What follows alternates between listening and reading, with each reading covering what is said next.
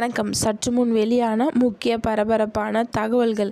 EPFO முதல் முறை வீடு வாங்குபவர்களுக்கு சூப்பர் அறிவிப்பு விதிகளை திருத்திய மத்திய அரசு. இதை பற்றி தகவல்களை தான் இந்த வீடியோவில் பார்க்க போகிறோம். கீழே இருக்கிற ரெட் கலர் பட்டனை கிளிக் பண்ணி சப்ஸ்கிரைப் பண்ணிக்கோங்க. பக்கத்தில் இருக்கிற பெல் ஐக்கானையும் மறக்காமல் கிளிக் பண்ணி வச்சுக்கோங்க. அப்போ தான் நான் ரெகுலராக வீடியோ போகிறது உங்களுக்கு நோட்டிஃபிகேஷனை வந்து சேரும். வாங்க வீடியோக்குள்ளே போகலாம்.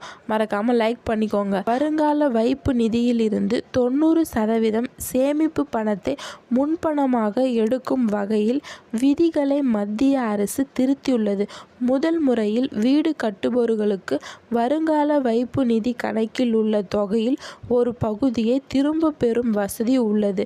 இபிஎஃப்ஓ திட்டத்தின் புதிதாக அறிமுகம் செய்யப்பட்டுள்ள 68 பிடியின் படி வீடு வாங்குவதற்கு, வீடு கட்டுவதற்கு, வாங்கிய வீட்டு கடனின் மாத தவணையை செலுத்துவது உள்ளிட்ட பணத்திற்கு இருந்து 90% வரை எடுத்துக்கொள்ளலாம் என்று தமிழக அரசு உத்தரவிட்டது. வீடு வாங்குவது, வீடு கட்டுவது, கட்டுமான மாத தவணை செலுத்துவது ஆகியவற்றிற்கான பணம் எடுப்பது முன்னர் கடுமையான விதிகளை பின்பற்றப்பட்டுள்ளது.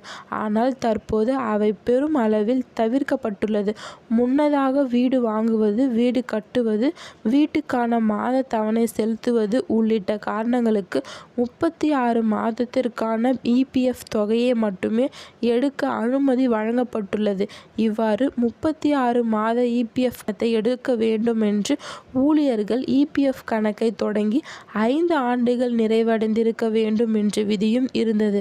அது மட்டுமன்றி ஏற்கனவே வீடு தொடர்பான திட்டங்களை பயன்பெறும் நபர்களுக்கு இபிஎஃப் பணத்தை பெற அனுமதி மறுக்கப்பட்டுள்ளது.